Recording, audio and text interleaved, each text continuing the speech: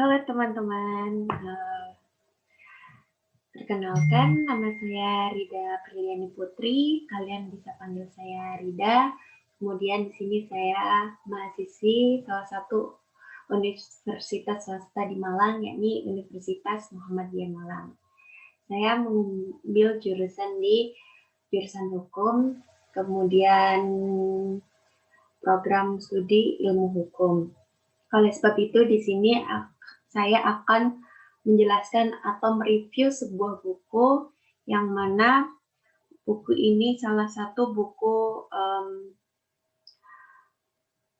mata kuliah yang bisa digunakan untuk mata kuliah manajemen law firm. Nah, mata kuliah manajemen law firm itu sendiri salah satu mata kuliah wajib yang ada di Universitas Muhammadiyah Malang. Oleh sebab itu, di sini saya diberikan tugas oleh dosen pengampu mata kuliah tersebut, yakni Ibu Tinuk Dwi Cahyani, SHI, MHum.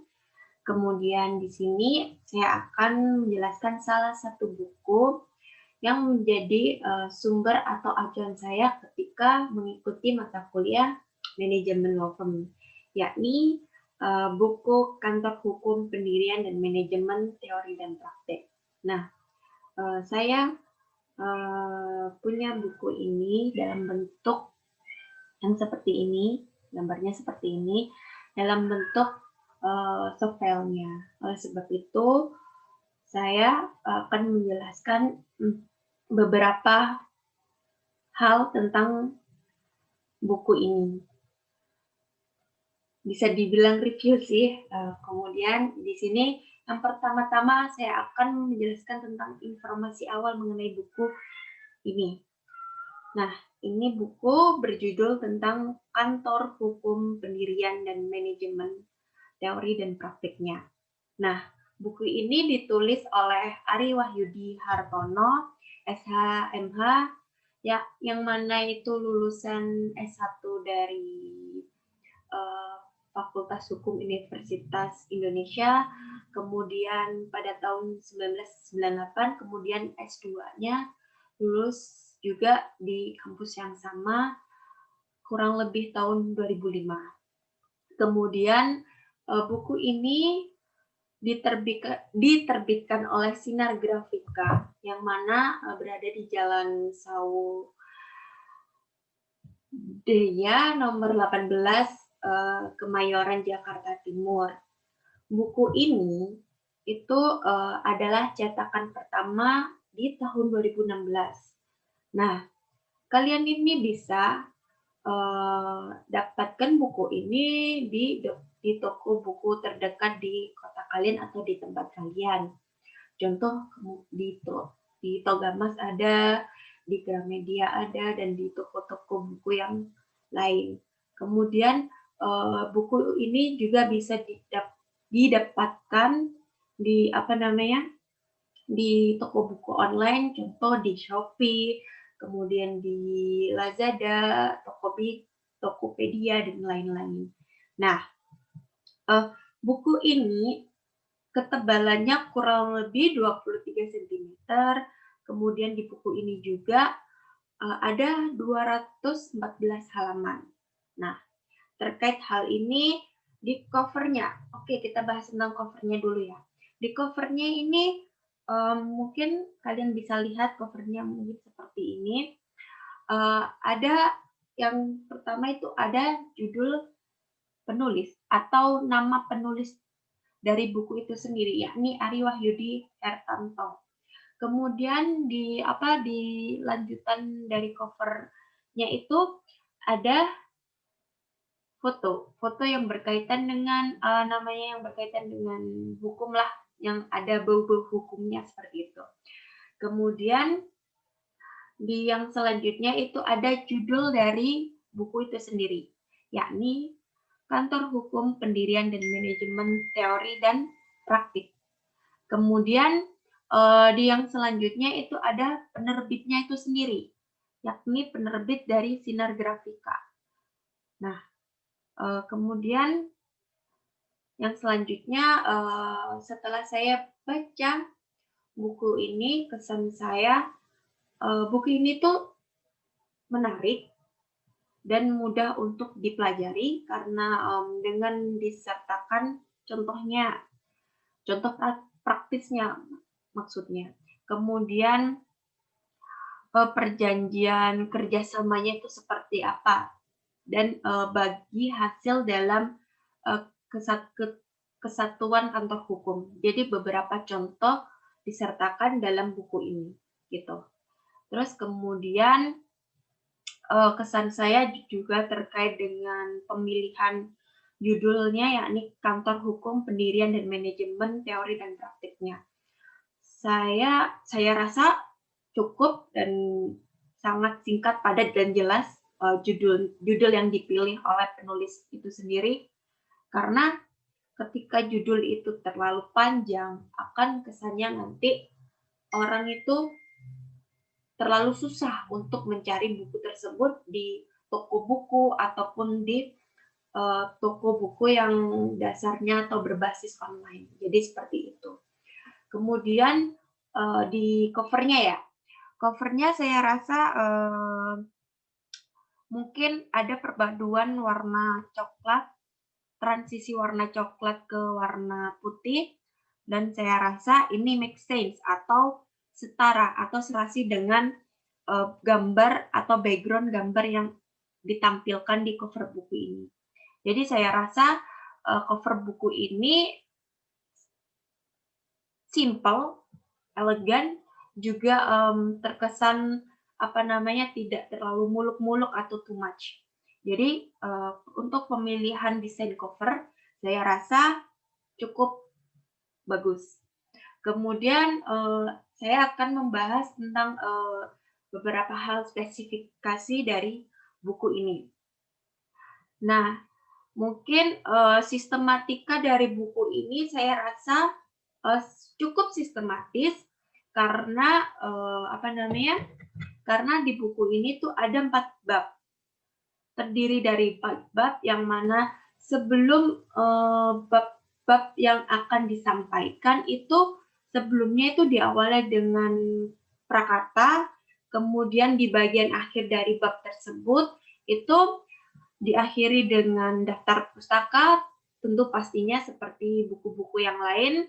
Kemudian ada juga lampiran-lampirannya di buku ini.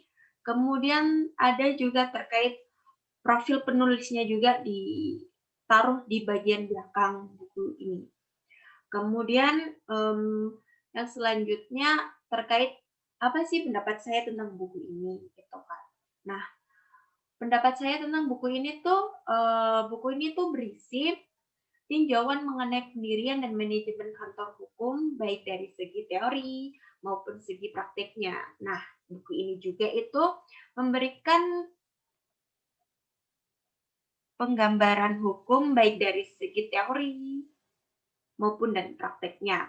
Kemudian diatur secara komprehensif juga mengenai perihal law firm itu, law firm dari bentuk kantor hukumnya, kemudian tata cara pendirian kantor hukum, kemudian keanggotaan kantor hukum, dan manajemen hingga struktur organisasi yang ada di dalam kantor hukum itu sendiri. Nah, itu semua yang sudah saya jelaskan itu argumentasi atau pendapat saya tentang buku ini.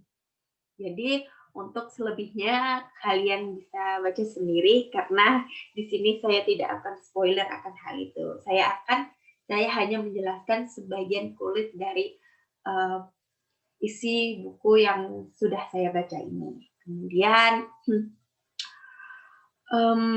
tentang saya cukup ada beberapa impress atau ketertarikannya dari buku ini. Nah, karena buku ini tuh dilengkapi dengan pembahasan mengenai profesi advokat yang mencakup perihal sejarah, kemudian kode etik, serta tanggung jawab profesinya dalam arti profesi hukum itu sendiri. Nah, kemudian buku ini itu bisa atau cocok atau berguna untuk studi atau untuk pembelajaran bagi mahasiswa yang mana mahasiswa ini mengambil jurusan di jurusan hukum. Nah, buku ini juga itu sebagai sumber wawasan bagi akademisi, kemudian masyarakat luas, ataupun sebagai pendamping sekaligus advice tertulis bagi praktisi hukum itu sendiri.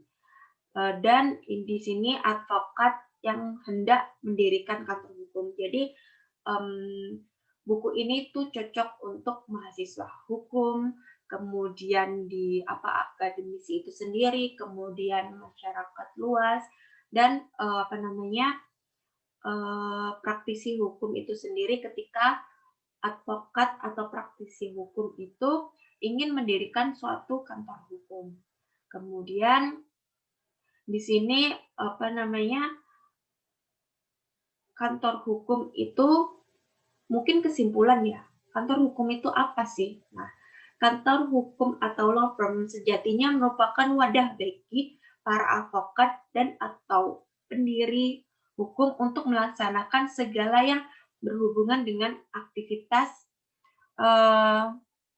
kepraktisannya. Kantor hukum ini didirikan dalam bentuk persekutuan perdata dan di dalamnya terdapat banyak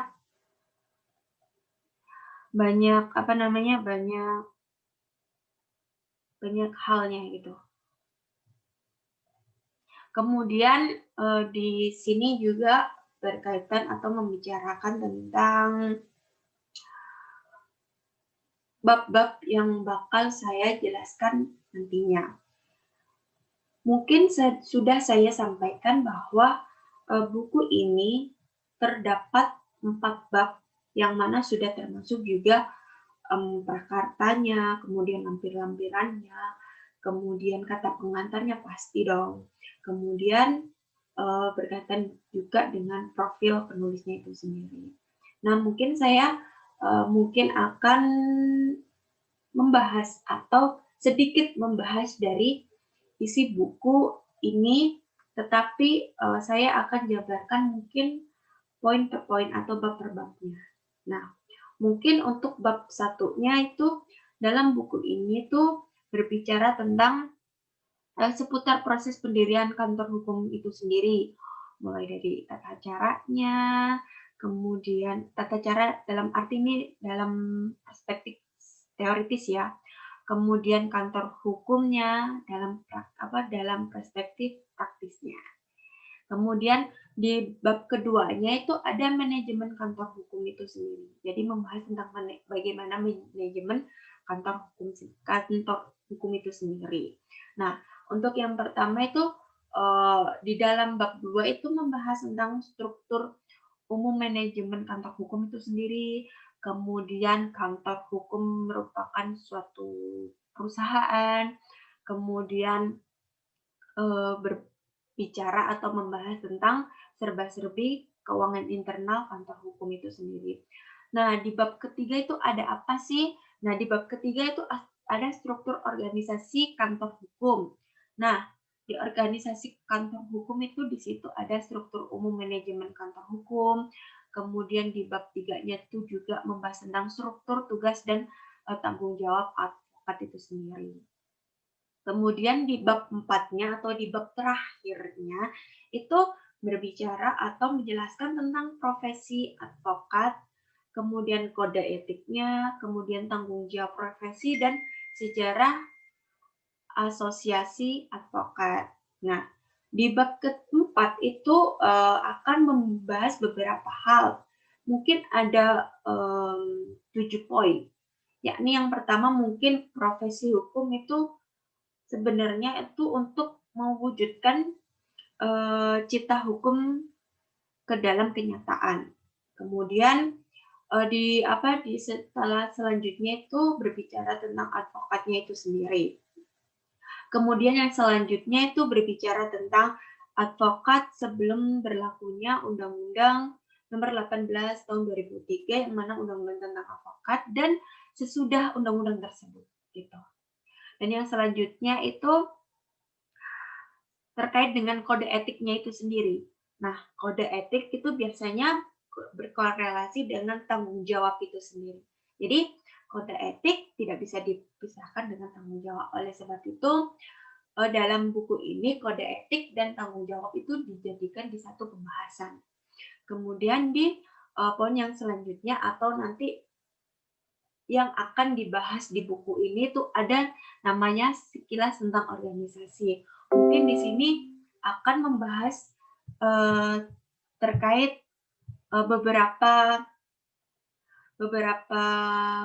penjelasan tentang organisasi. Kemudian yang selanjutnya itu tentang peran dan fungsi dari organisasi tersebut. Jadi mungkin lebih ke arah tupoksinya dari organisasi tersebut.